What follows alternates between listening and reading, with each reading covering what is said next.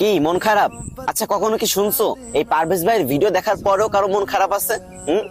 আচ্ছা যাই হোক, এই ভিডিওটা শেষ পর্যন্ত দেখো। যদি তোমার মন ভালো না হয় তাহলে আমাকে আনফলো করে দিও, সমস্যা নেই। কিন্তু আমি 100% শিওর যে তোমার মন ভালো হবে। তোমরা আমার যারা চিনো তারা তো খুব ভালো করেই জানো যে আমার জীবনে মাত্র একটাই কাজ, সেটা হচ্ছে মেয়ে পটানো। মানে যেটা দেখি ভাই সেটারই ভালো লাগে। এটার থেকে ওইটা সুন্দর, ওইটার থেকে এটা সুন্দর। তো কালকে হঠাৎ করে দেখলাম ফেসবুকে একটা মেয়ে আমার ফ্রেন্ড লিস্টে সেই স্টোরি দিছে। উফ, অসাধারণ।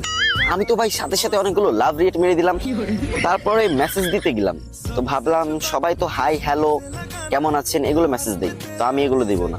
আমি প্রথমেই বললাম, আচ্ছা এই ফাজিল মেয়ে, হ্যাঁ তুমি কি আমার বাঁচতে দিবা না নাকি? তখন মেয়েটা কনফিউজড হয়ে বলল, আমি আবার কি করলাম? তখন আমি বললাম, কি করো নাই মানে?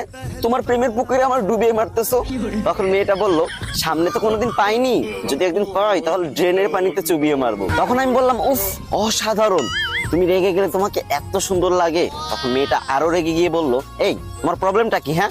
তখন আমি বললাম, তুমি বুঝো না যে আমি তোমাকে ভালোবাসি, আর আমার ভিতর কি কমতি আছে বলো আমাকে। তখন আমার ক্রাশ বলল, না না তোমার ভিতর কোনো প্রবলেম নেই, কিন্তু তোমাদের মতো ছেলেরা মেয়েদের যেভাবে পটানোর চেষ্টা করে এভাবে কখনো মেয়ে পটানো যায় না। মেয়েদের কিভাবে পটাতে হয় জানো?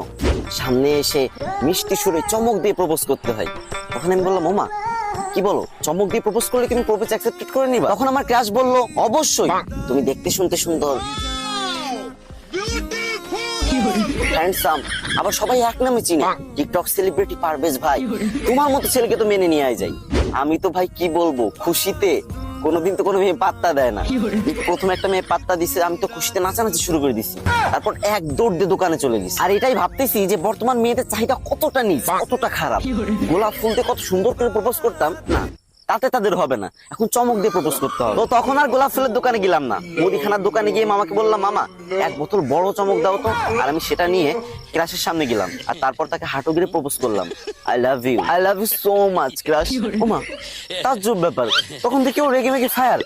ও কি করলো, ও আমার হাতে সেই চমকের বোতল না, চমকের বোতল হাত দিয়ে টিপ দিল, মানে আমার হাত থেকে নিতে চাচ্ছিল আর কি। টিপ যখন দিছে তখন হচ্ছে চমকের যত চমক আছে সব তার মুখে গিয়ে পড়লো। আর আমাকে দাঁড় করে এই মুখে একটা থাপ্পড়, এই মুখে একটা থাপ্পড় দিল। এবারও মেয়ে পটাতে ব্যর্থ হলো তোমাদের টিকটক সেলিব্রিটি পারভেজ ভাই। তাতে কি হয়েছে, ওই যে একজন একটা দামি কথা বলছিল না, যে একটা মেয়েকে 100 বার প্রপোজ না করে 100টা মেয়েকে একবার করে প্রপোজ করো, সফলতা আসবেই। তো এখন আমি ভিডিও করা শেষ করে আরেকটা মেয়েকে প্রপোজ করতে যাও, ঠিক আছে?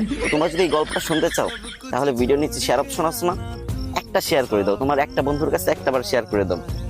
আর যদি ভালো না লাগে তাহলে আনফলো করে দিতে পারো, সমস্যা নেই।